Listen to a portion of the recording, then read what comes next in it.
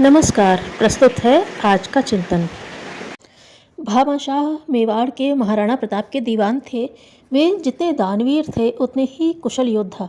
उनके सद्गुणों की सुगंध सारे राजपूताने में संव्याप्त थी। हर कोई उनके नज़दीक आना चाहता था, उनके साथ रहने के लिए आकुल आतुर था। परंतु भामाशाह का हार्दिक स्नेह बिरमाजी के प्रति था। यों कहने को बिरमाजी उनके सामान्य अंग रक्षक थे, परंतु दीवान जी जितना अपनत्व उनसे रखते थे उतना शायद उनके कुटुंबी परिजनों को भी नसीब नहीं था। इसी कारण अन्य सेवक, अंगरक्षक, मित्र, कुटुंबी सभी मन ही मन ईर्ष्या करते थे। उन सबको आश्चर्य होता था कि बिरमा जी में ऐसा कौन सा गुण है जो किसी में नहीं। और फिर बिरमा जी तो सुंदर भी नहीं थे, बदसूरत थे। एकदम काले कलूटे बैंगन जैसे चेहरे पर दाग, चपटी नाक, टेढ़ा मेढ़ा सिर।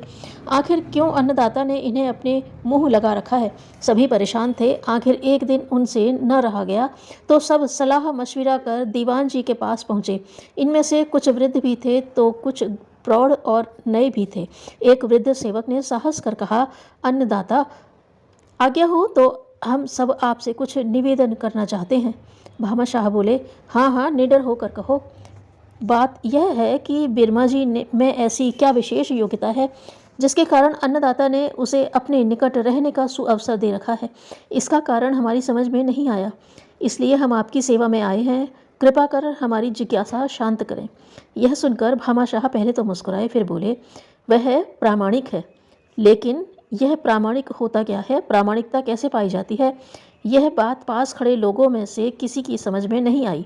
दीवान जी उनके चेहरे के भाव को समझ गए और मंद स्वर में बोले, समय आने पर मैं तुम लोगों की जिज्ञासा शांत करूंगा। अभी तो मुझे महाराणा की सेवा में पहुंचना है।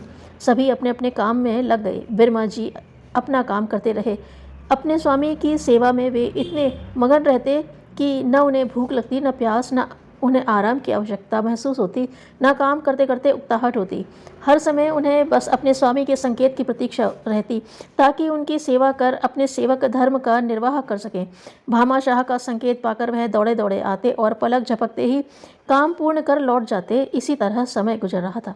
एक बार एक युद्ध की समाप्ति के बाद मेवाड़ के दीवान भामाशाह अपनी सवारी पर सवार होकर लौट रहे थे। सवारी पर कई बोरे स्वर्ण मुद्राओं से ठसाठस लदे हुए थे। उनके पीछे पीछे बिरमा जी, सेवक, अंगरक्षक और सैनिक भी पैदल चले आ रहे थे। सभी सतर्क थे कि कहीं झाड़ी से दुश्मन न निकल आए और आक्रमण न कर दे। शाम होने को आई थी, मंजिल कुछ ही दूर थी। अचानक भामाशाह ने अपनी सवारी रोककर पीछे मुड़कर अपने सेवकों और सैनिकों को संबोधित किया, साथियों, न जाने कैसे स्वर्ण मुद्राओं से भरे एक बोरे में छेद हो गया है।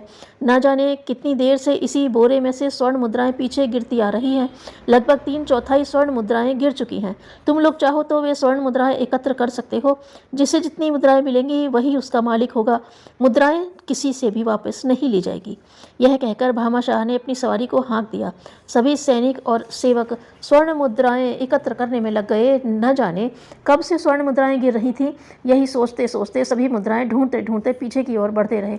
कुछ देर बाद भामाशाह ने पीछे पलटकर देखा तो उन्हें आश्चर्य हुआ कि बिरमा जी को छोड़कर और कोई भी सेवक या सैनिक नहीं है।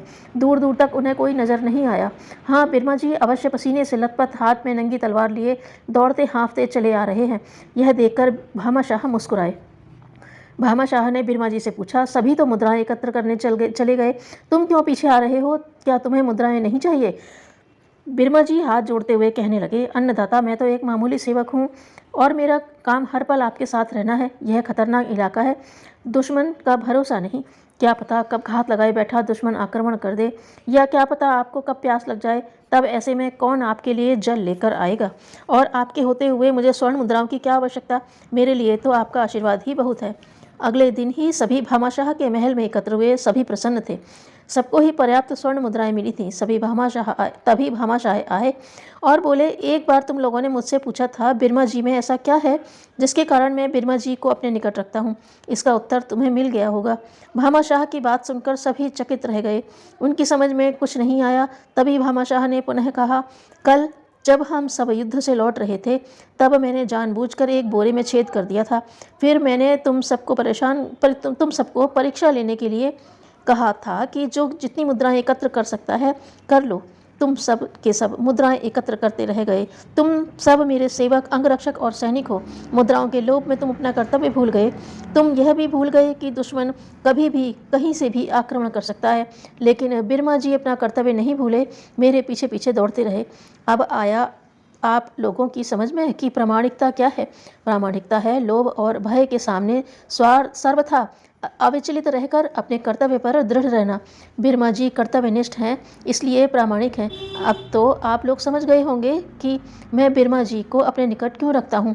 यह सच है, मैं बिरमा जी को बहुत प्यार करता हूँ। भामाशाह की बातें सुनकर सभी भौंचक्के रह गए। एक फ्रांस रह गए, काटो तो खून नहीं। सभी मन ही मन शर्मिंदा हुए, मन आत्मग्लानि से भर गया।